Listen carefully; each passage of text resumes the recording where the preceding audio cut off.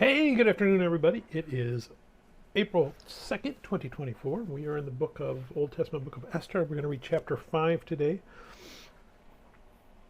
All right, so we've got the evil villain Haman, and he's launched this plot to kill all the Jews in the Persian Empire because Mordecai insulted him. So that kind of tells us a little bit about who Haman is. We find out a little bit more here. He is the exact opposite of being a humble person. He's full of hubris. In fact, as we get to the end of this, he's starting to think that he can tell the king what to do. So he's really full of himself. But his comeuppance is on the way. Now, we saw yesterday, Mordecai wanted Esther to go and ask the king of Persia to reconsider this order to wipe out all the Jews, and Esther told him, you know what, you don't just walk in on the king, he's got to call you in, because if you come in and he doesn't want you there, he's going to kill you. And Mordecai said, well, hey, you know what, if you're not going to intervene, somebody's going to intervene to save us, because God's going to save us, and then you're going to be on the wrong side.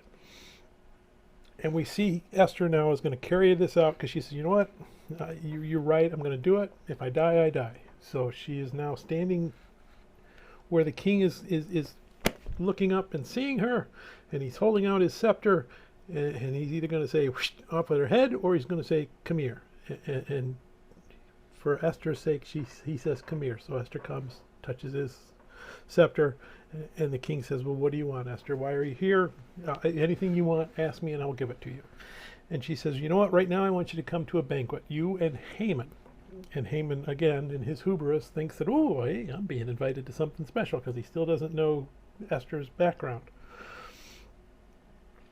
They come to this banquet, and the king says, all right, Esther, we're happy, we're contented, tell us what you want, and I'm going to give it to you. And Esther says, you know what, I want you to come back tomorrow, you and Haman, for another feast, and that's where I'm going to lay out my petition to you. And the king says, okay, we'll do that.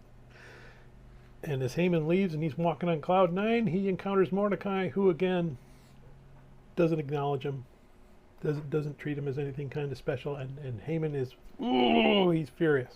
And he goes home to his wife, and his wife is like, you know what, build the biggest gallows that's ever been seen, and you're going to hang Mordecai on it. And I want you to go in there when you go to that banquet tomorrow, you're going to go right in and tell the king that you want Mordecai hung. So again, not going to ask him, I'm going to tell him. And that's where this section of the story ends. So let's go ahead and we're going to read Esther chapter 5. Now it happened on the third day that Esther put on her royal robes and stood in the inner court of the king's palace across from the king's house, while the king sat on his royal throne in the royal house facing the entrance of the house. So it was when the king saw Queen Esther standing in the court that she found favor in his sight. And the king held out to Esther the golden scepter that was in his hand. Then Esther went near and touched the top of the scepter. And the king said to her, what do you wish, Queen Esther? What is your request? It shall be given to you up to half the kingdom. So Esther answered, if it pleases the king, let the king and Haman come today to the banquet that I have prepared for him. Then the king said, bring Haman quickly, that he may do as Esther has said. So the king and Haman went to the banquet that Esther had prepared. At the banquet of wine, the king said to Esther, what is your petition? It shall be granted to you. What is your request? Up to half the kingdom it shall be done. Then Esther answered and said, my petition and request is this. If I have found favor in the sight of the king, and if it pleases the king to grant my petition and fulfill my request, then let the king and Haman come to the banquet which I will prepare for them, and tomorrow I will do as the king has said. So Haman went out that day joyful and with a glad heart. When Haman saw Mordecai in the king's gate, and that he did not stand or tremble before him, he was filled with indignation against Mordecai. Nevertheless, Haman restrained himself and went home, and he sent and called for his friends and his wife Zeresh.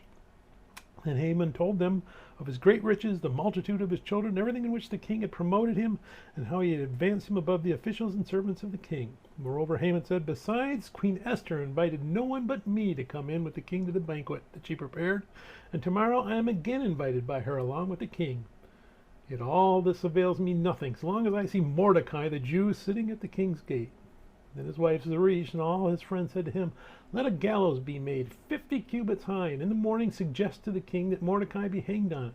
Then go merrily with the king to the banquet. And this thing pleased Haman, so he had the gallows made. May God bless the reading of his word. May God bless you. Bye.